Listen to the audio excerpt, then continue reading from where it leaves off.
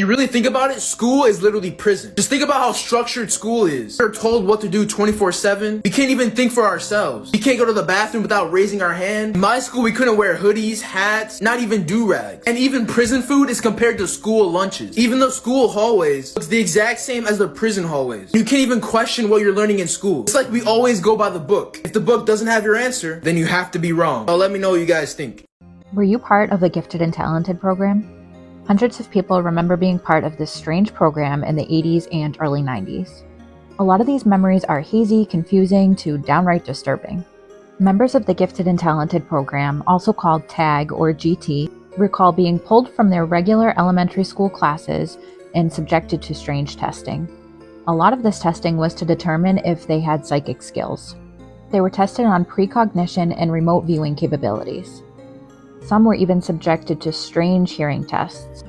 This was different than the hearing tests given by the school nurse, and they were often asked if they could hear different tones or high-pitched frequencies. Some even recall being forced to listen to strange hypnosis tapes. These tapes were meant to elicit an out-of-body experience. I have an entire deep dive episode on the G.A.T.E program, so if you're interested, check that out at Wicked Mysterious on YouTube. They weren't pulling you out of class because you were smarter than everyone. It's because you were a threat to the system. You've been following my content for a while and you really resonate with me. It's probably because you're a fellow G.A.T.E program child. Lately, I've been remembering random objects from my childhood. Overall, I can't remember much of my childhood, period.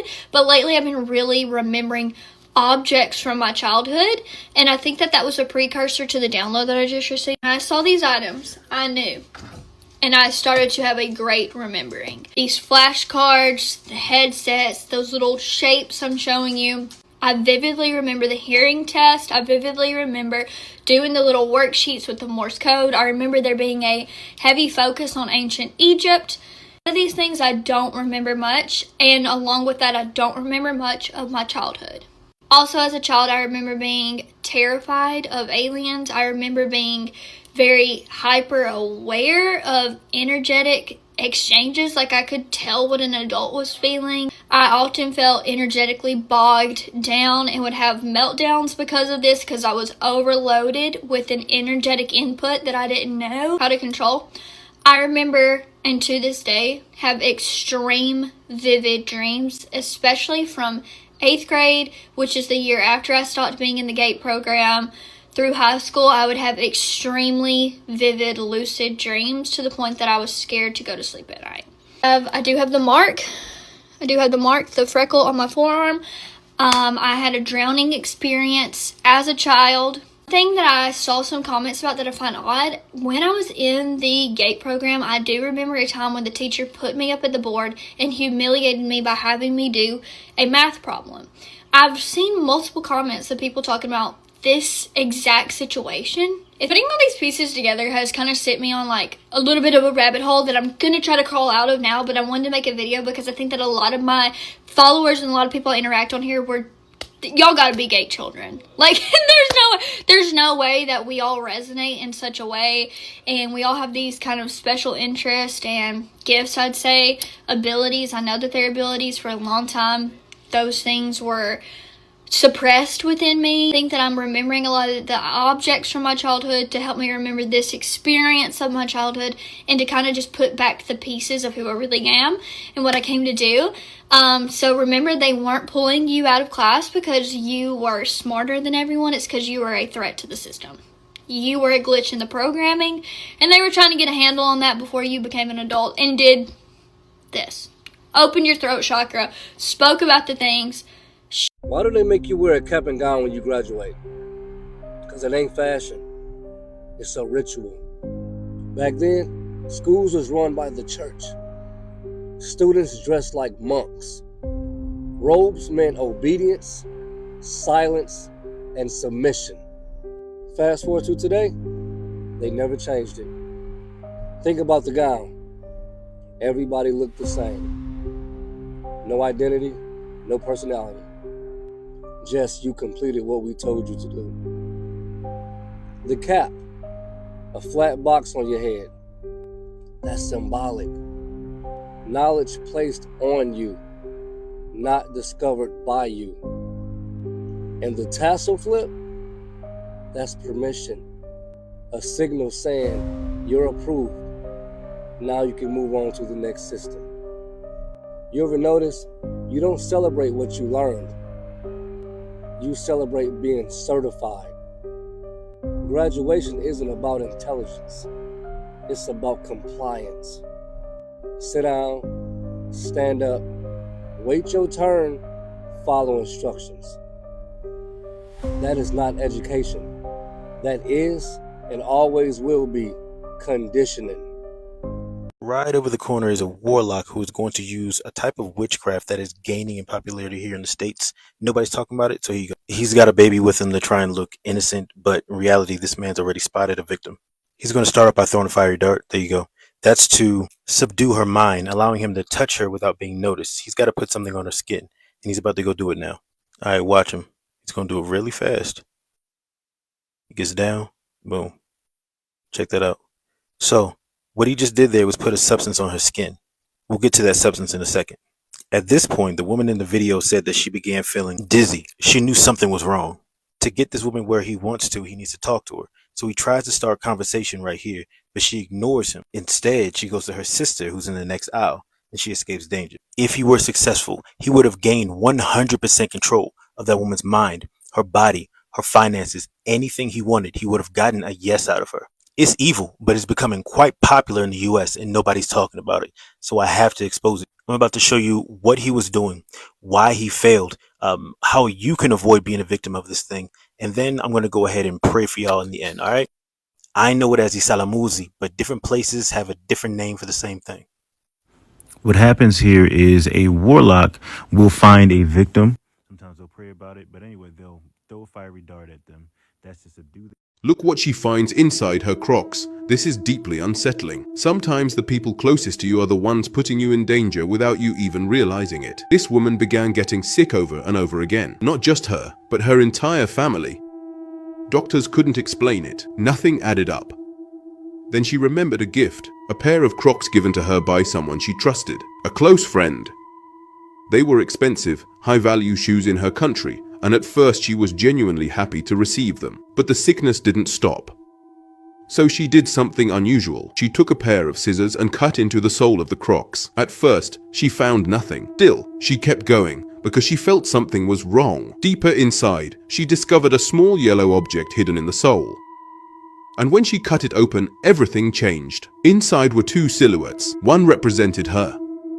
The other represented a member of her family. This wasn't trash. This wasn't accidental. It was voodoo. Witchcraft. A curse. And suddenly, the sickness made sense. So here's the question. Was this really just a gift, or was it a deliberate attempt to harm her?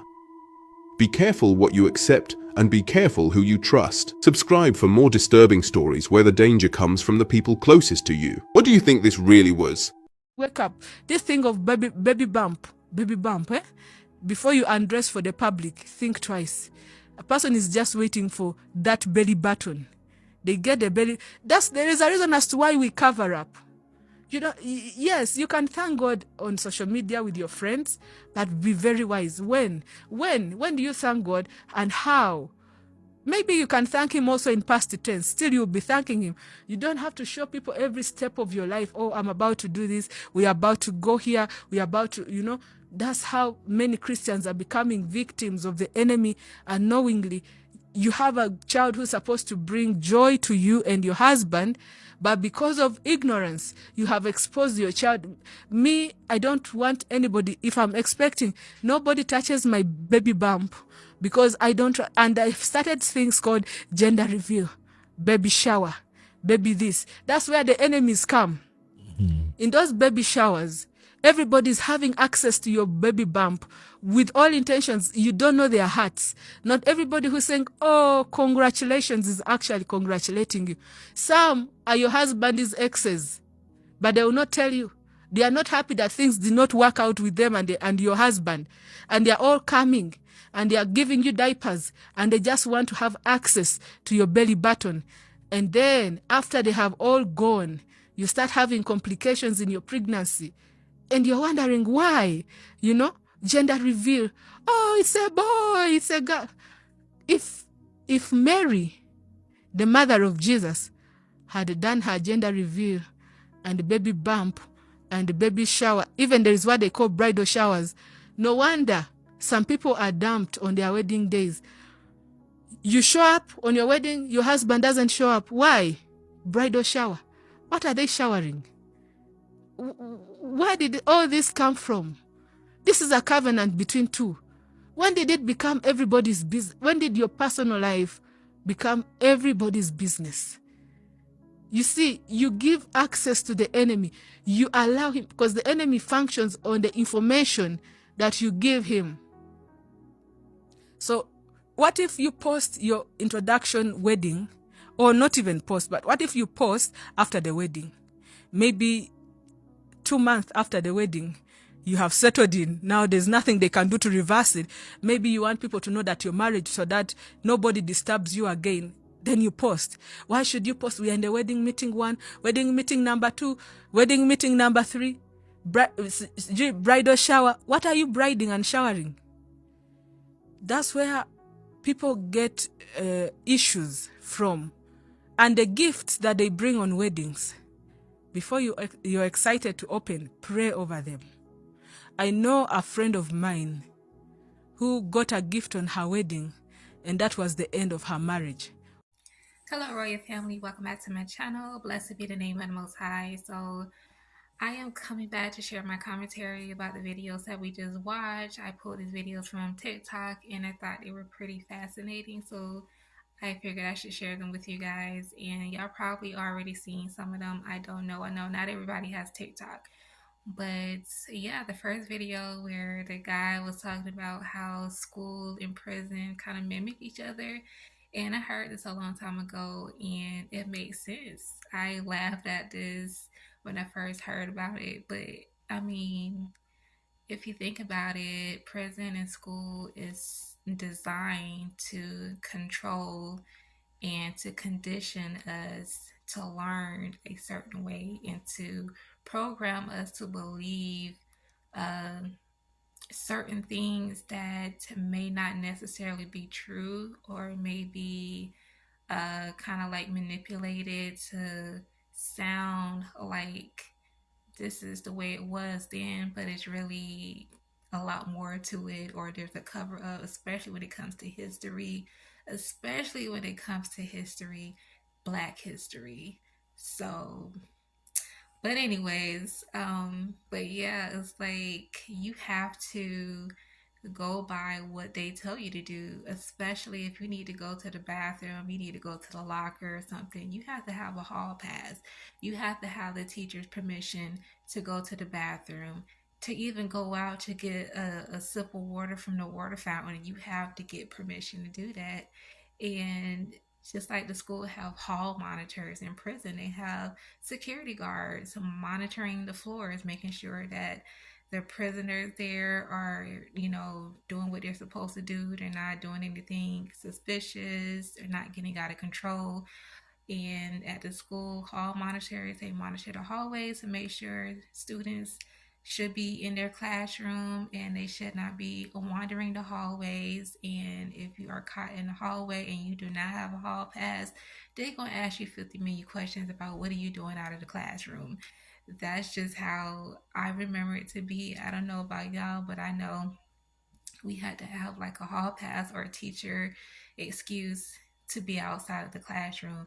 And God forbid you had too much to drink and you have to go to the bathroom a couple of times during that period, and the hallway monitors see you coming out a little too much. Oh yeah, they're gonna find that suspicious. They're gonna be like, why do you need to go to the bathroom so many times? Oh, because I drank too much water or something like that. Like, why you need to know all of that? Just let me go to the bathroom, take care of my business, and just leave me alone. Like, I know back then I used to hate being told what to do. I hated it. I mean, I could follow instructions without a shadow of a doubt, but sometimes if I feel like I'm being controlled, or you trying to like pick with me, and I can pick that up, then oh yeah, I'm gonna be rebellious. Like, that's how that probably doesn't seem that way, but I was that girl. I was like, I'll do it when I'm ready to do it. You don't tell me when to do it. I do it when I feel like doing it. But I am a woman now. I have matured, and I still like being told what to do. But I mean, I use common sense and discernment, and in situations where I don't just look at it as, oh, you're trying to tell me what to do. You're actually trying to help me. But yeah, so yeah, it definitely it makes a lot of sense. So, the next one I believe was the gatekeeping program. I have been part of the gatekeeping program. I remember being pulled out of class numerous times, and they would take me to this one particular room that I didn't even know existed, but it was a small room. It was kind of dark. Like they had like a little lamp in there that gave off some light, but it wasn't a whole lot of light. And and I guess it was dark because the the walls were kind of like made out of wood, and it was brown, like a brown shade. And I remember just a table and chairs set up, those headphones and the tape player, the cards, these colorful blocks, and some paper, pencils, crowns, and then on off to the very edge of the table would be like maybe a couple of pieces of candy or some cookies or something like that with a little cup of juice, kind of like to reward you after you sat through all of this. And it's kind of to make you feel better, because honestly, that program overwhelms you. It makes you feel overwhelmed because you're trying to figure out like what the heck is going on. Your brain is wired up now, like you are like overly stimulated. And so in order to bring you back to um I don't know, I guess to make you more calm and relaxed is to give you a treat to make you feel better. But I do remember sitting there hearing all these different sounds and having to tell them what I think I'm hearing. And I think one of the things that triggered me was the zapping sound. I don't know if anybody ever heard the zapping sound, but the zapping sound, I hated the zapping sound. Like the zapping sound felt like there was like a, I don't know, like some type of electric trans transfer or something like that going through my brain, like a shock wave or something like that. But I could feel it, and I didn't like the way it felt. It made me feel lightheaded and kind of dizzy. And so I would take the headphones off, and they'd be like, "No, no, no, put the headphones back on." I was just like, I don't want to hear that. And so, or the clicking sounds, the beeping sounds, or just hearing a man talk. And sometimes the sounds be very, very low, but you can hear a voice talking, but it's really low. And they expect you to hear that. And I'm just like, they're like, well, do you know what so and so was saying? And I'm just like, I could barely hear what they're saying, but I try to make sense of it. But yeah, and just numbers, all these different numbers showing you these different objects. You have to figure it out. The cards with all the different pictures, like shapes and symbols and just weird things. Like, and a lot of times they'll be like, they want you to guess what's on the other side of the card. Like, what do you know what's on this next card that I'm about to show you? And then you have to guess what it is, and if you guess right, then you get like a lollipop or something like that, or one of those little colorful pencils, things like that. It was other things that they used to do. Like it was so many different things that I can remember, that it was a lot. And different times it was something different, or sometimes it was repetitive, and you just be like, why am I doing this? Like, why? And I wonder if my mom knew that this was going on, because a lot of times they do stuff without parents' consent. So if your mom and dad don't know what's going on, then that's even better, because they can continue to experiments on you. And It was something else I was gonna say. I do remember. Oh, I remember the laser thing. I don't know if anybody ever experienced a laser thing, but I remember them taking out the laser and putting it on the wall, and you had to like follow the laser wherever the red dot is at. Your eyes had to follow that, and I thought that was pretty weird. And then it was just like, I don't remember the pink liquid stuff. I probably didn't drink it because, like I said, sometimes they would have like little cups with liquids in it, like juice or um I don't know. They might have had that pink liquid stuff in there. I don't remember that much, but that really did jog my memory. Have any of y'all been in the Gate uh program? I always knew I was different from all the other kids, and I feel like they know who we are. They know what we hold, and so they're trying to see how they can um I don't know, like they really just trying to figure out like, let's see which kid have more gifts, because I feel like they are gifts from the Most High. I'm not into the whole New Age stuff with the chakra and the pineal gland and all that stuff. I don't get down with that. And they do know that we carry something special, and they want to pretty much feed off of that, or try to like take it if they can. You know what I mean? So we know that the Most High gives His children's gifts, and depending on how far you are in your walk, sometimes those gifts can grow, or you end up developing more gifts. You're growing in the gifts that He has already given you, and you are also um, being gifted with more gifts as you continue to grow in your walk in your relationship with the Most High. And so there's a lot of gifted people out there that have these gifts. And I'm not talking about, these psychics and stuff like that who can see things. I think that they have the gift, but they use it, they're not using it for the right reasons. And so that's where you get all the psychic readings, and they're dabbling into a witchcraft. And that's just something that you want to stay away from.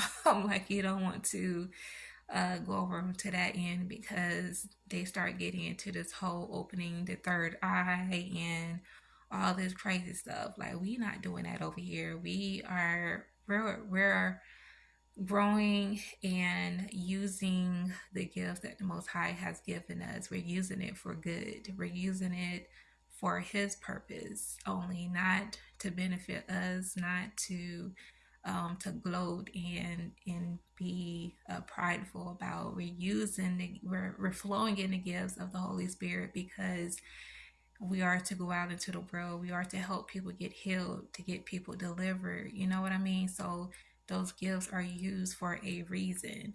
So I believe that these people know who we are, they know what we carry, and so they want to experiment.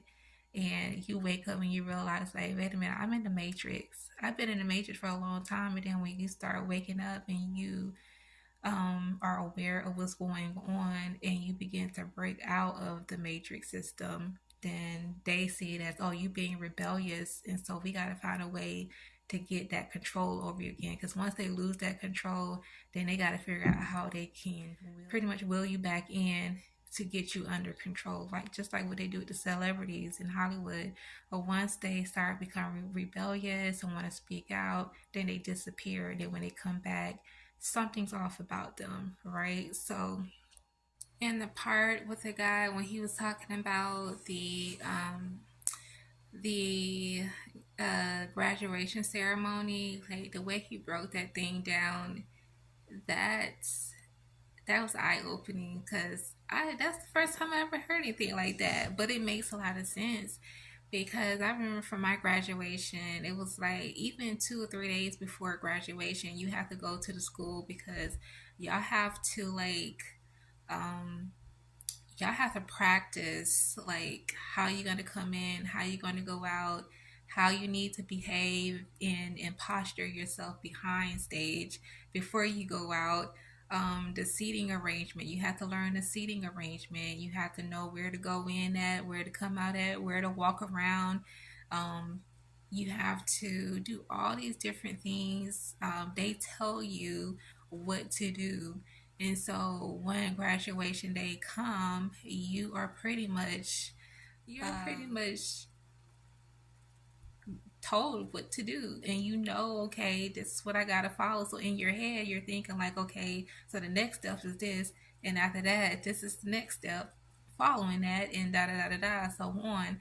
And so it's like you think about it, like, well, yeah, granted I graduated, but is it really for my next chapter to success?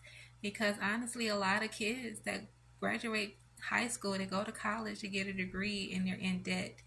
And even after they finish college, they're still not able to get a job in the field that they went to school for, or they're being underpaid because uh, I had a friend. He's a very, very smart guy, very intelligent.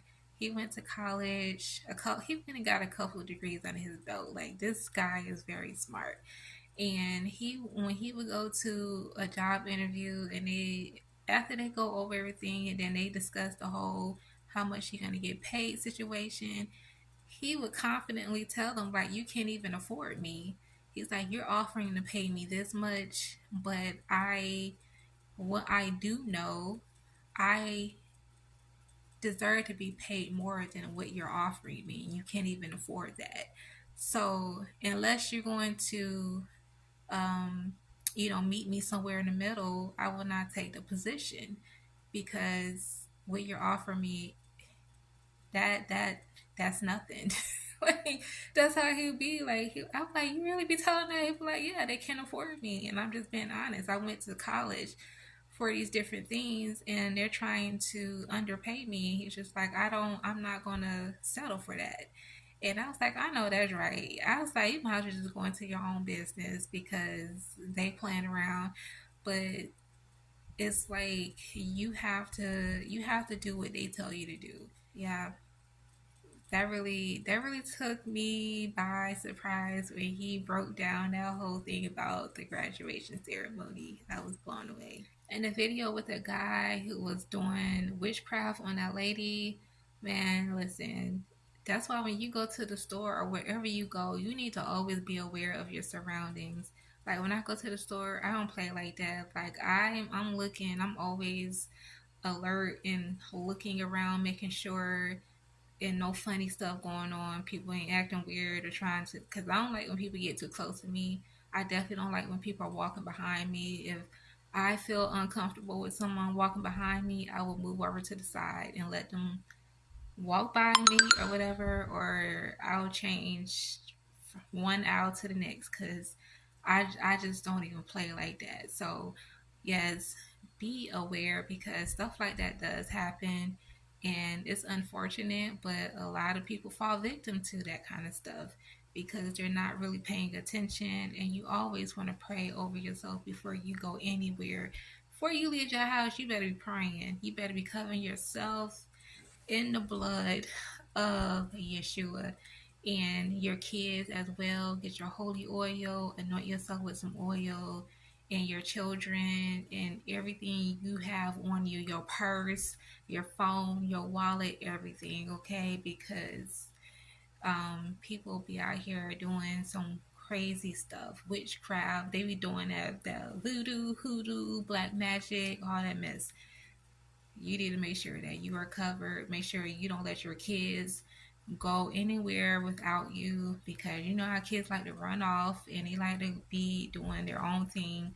Your kids need to be right there with you, because kids are easy targets, and people love to target kids because they're easy to manipulate. So watch your children. So yeah, that's the first time I ever seen something like that done. So that makes me even more aware. Don't be paranoid, but just be watchful, be mindful of your surroundings. And what was the next one? I think the flip flop. The girl who received a gift from a friend, and they were flip flops, and she found that in her flip flop.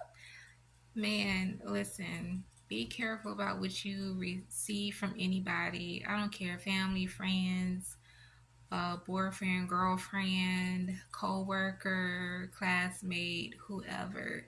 Like, just don't be out there accepting anything. And sometimes, when it's your family, your friends and stuff, you don't really think about stuff like that.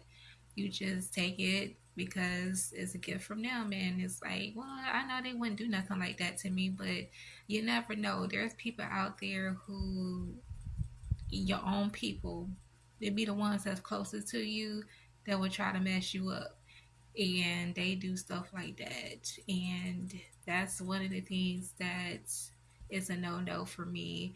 I try to make sure I be mindful about accepting gifts from people, because you just never know. People pretend to like you, or pretend to be your friend, or pretend like they want to do something nice for you, but all along they really have ill intentions for you. And so um, they just give you gifts, and you're just like, oh, thank you so much. And then all of a sudden you bring the gift home, and all kinds of things start happening in your household.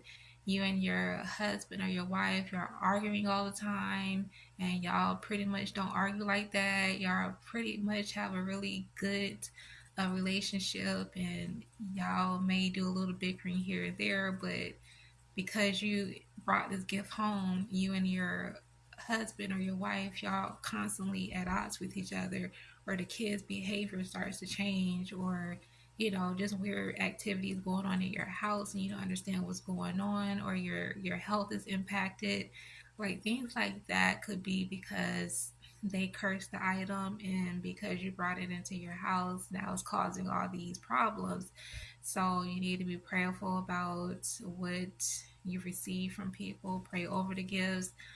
If you feel uncomfortable as soon as you get the gift in your hand, then that's an indication that you probably need to get rid of it. You need to toss it. I've been in situations like that where I receive stuff from people, and as soon as I got it, I didn't even feel comfortable bringing it home. I was like, I don't think I should take this home. Like, as soon as I got home, I would just toss it into the dumpster, because I'm like, I don't know why I feel this way, but if I feel this way after receiving something, then 9 out of 10, that means something is not right about the gift, and so that I cannot take it with me. And sometimes, the Holy Spirit will tell you, like, don't take that, or don't eat that, especially food. Yeah, food you got to be careful with. So I'm glad she found it in her flip flop, and now she knows, like, okay, this is something that I need to be aware of next time. So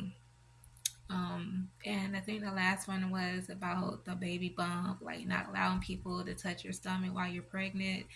I definitely agree with that, and not only not allowing people not to touch you, but not to even speak anything over your baby, your unborn baby. Even after you have your baby, you still have to be careful about letting people touch your baby and stuff. People want to kiss all over the baby, and some things are just not meant to be shared. When you find out you're pregnant, of course, it's an exciting moment, and you really want to go and tell everybody. You want to share it with your family, your friends, and stuff like that. But you never know. There may be a wolf in your circle, and that person may not really like you. Low key, they don't like you, but they just pretend like they're your friend, or that family member pretends like they just love you, and they're just so excited for you. But a lot of times they're not excited for you.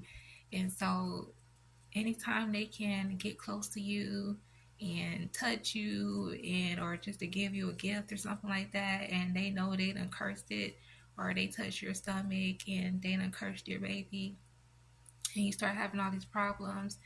Yeah, a lot of people do stuff like that. So you really have to um, not let people touch you. And also, whether you get engaged, you find out you're pregnant, or whatever the special occasion is, sometimes it's just not meant to share with people. And I always said I would probably never tell people about what's going on in my personal life, as far as, if I get engaged and get married, nobody would probably know about it. If I'm expecting my first child, nobody would know about it. It's just going to be between me and my husband. And if the Most High say, okay, you can tell these people, and that's it, then that's it. But if he say don't tell nobody, then I ain't telling nobody. So, but not everything is meant to be shared and put out there. No matter how exciting it is, it sucks that this is the world we live in, where you have to be careful about what you share on social media, and not even just on social media, outside of social media. You just have to be careful, because you just never know who has it out for you and will do anything they can to jeopardize your happy moment and ruin it for you and the people around you. So it's best to just keep things to yourself and only announce certain things when if the Most High leads you to do so. But just be quiet. Be quiet about it. So you really have to move in silence with a lot of things. But yeah, that's all the videos. I have more videos to put out. It's just making time to edit them and get them uploaded. But I do have videos coming. Just give me some time to get myself together mentally and physically, because I be drained some days. And all the things that I'm doing outside of YouTube is, it's just, I just don't have the time to sit down and do all the editing that I used to do when it came to videos, like especially when I did voiceovers and I would just insert images and video clips. I just don't have the time to do all those things. And sometimes the videos may not be well put together, and I apologize, but I'd be so tired, y'all. But I'm hopefully I'll be able to make time to get the videos together so that you guys can see them. But yeah, that's pretty much it, y'all. Thank you guys for tuning in. May the Most High bless you all, and let me know down in the comments what y'all think about the videos. I would like to hear y'all thoughts. So yeah, bye guys.